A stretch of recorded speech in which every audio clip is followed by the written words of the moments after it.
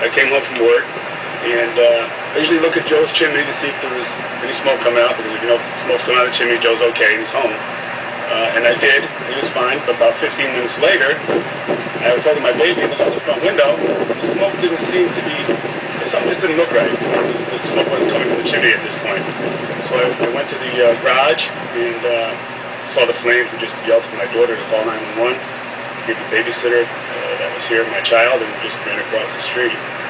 I tried to go to the front door, but the flames had already came through the jalousie window. The siding was melted by the front door, so I couldn't get in there.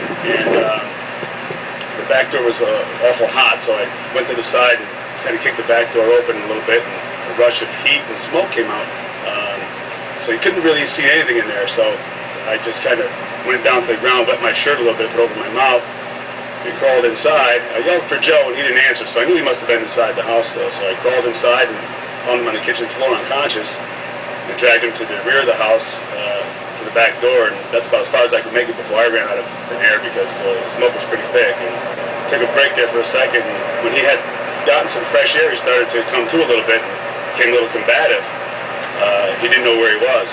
Obviously, he was in shock, and you know, probably thought he was still in the fire. So I was telling this Mike, Joe, it's Mike, gotta get you out of here. So I ended up dragging him from the back door about another 50 feet down toward the back corner of the house, and we took another break, and we were sitting there in the snow and the mud, and he started to come to a little bit more now.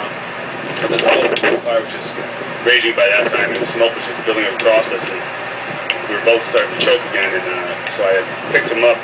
When I realized how burnt he was, I picked him up like he would a baby, and I carried him about 6 yards, I guess, to the front of my neighbor's house, and then just sat there. And my daughter came out and gave him a blanket, and called 911 again. And I called 911 this time and told him to hurry up with the fire truck and the ambulance. They were here within 3 to 4 minutes, but it seemed like an eternity when you're badly burned as he was, and seeing your neighbor in distress like that is kind of unnerving. What they say you don't do is go into a burning building, but you don't think when it comes to something like that, and you just react.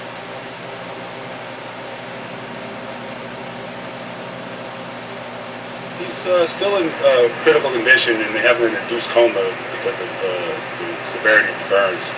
Pain-wise, they wouldn't be able to manage the pain, so in the next couple of days, from what his daughter-in-law said, they should know whether he'll make it out of the woods or not. So we live in such a great community in Orange, and this street in particular, we're very, very close-knit. You know, I just hope that the residents here and the residents of Orange keep it in their prayers, that's all.